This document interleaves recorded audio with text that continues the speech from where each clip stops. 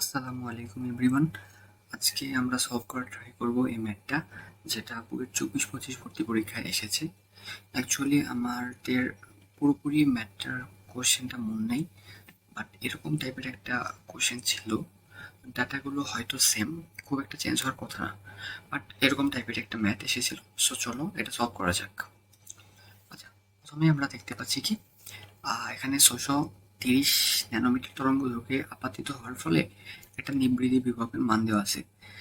আর সেখান থেকে আমাকে 470 ন্যানোমিটার আপাতিত হলে নিবৃতি বিভব কত হবে সেটা আমাদের বের করতে হবে। ঠিক আছে, তখন আমরা সূত্র জানি কি ই ইকাস টু হচ্ছে এইচ এফ নট প্লাস ই ইন্টু ভি নট। আচ্ছা, এখন এই সূত্রের পরিচয়টা তো আমার জানতে হবে। এখানে হচ্ছে আপাতিত তরঙ্গ দৈর্ঘ্যের জন্য যে শক্তি সেটার মান হচ্ছে ই।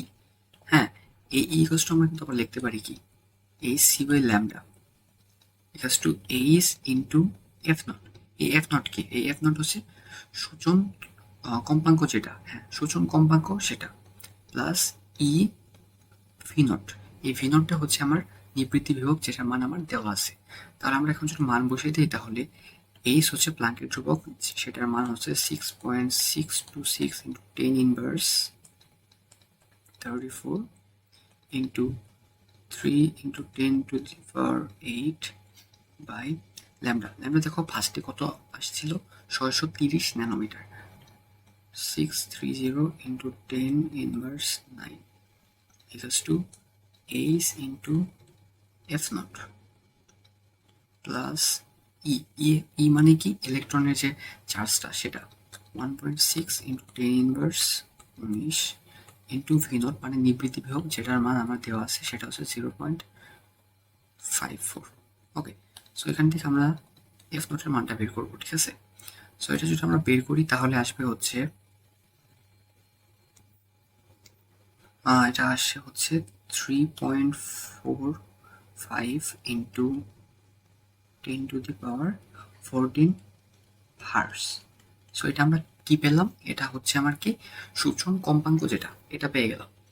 আচ্ছা, তাহলে তরঙ্গ দৈর্ঘ্য যদি আমার চেঞ্জ হয়, তাহলে কিন্তু আমার সূচন কম্পাঙ্ক যেটা, বা সূচন তরঙ্গ দৈর্ঘ্য, সূচন কম্পাঙ্ক বা কার্যাপেক্ষ, এটা কোনোটাই কিন্তু চেঞ্জ হয় না। তাহলে আমরা আবার সূত্রটা লিখতে পারি যে ই equals to H F naught plus E into v not. ঠিক আছে, এখন আমাদের বের করতে হবে কি? দেখো, বের করতে হবে এখন 470 ন্যানোমিটার তরঙ্গ দৈর্ঘ্য আপাতিত হয়েছে যে এটার জন্য। আচ্ছা, তাহলে আমরা বের করি যে 470 ন্যানোমিটার। ওকে, তাহলে 470 এইচ ই ইকুয়ালস টু কি আমার এইচ সি বাই ল্যামডা। ঠিক আছে,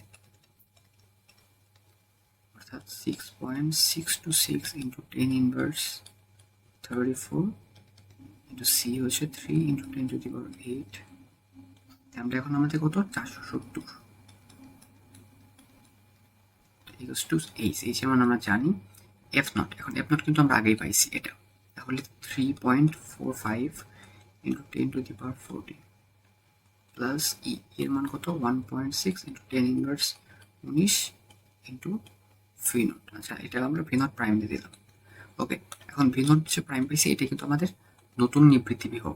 সো এটাকে যদি আমরা সলভ করি তাহলে আসবে হচ্ছে 1.2146 ভোল্ট। সো এটা কিন্তু আমার নির্ণয় যে অ্যান্সারটা সেটা।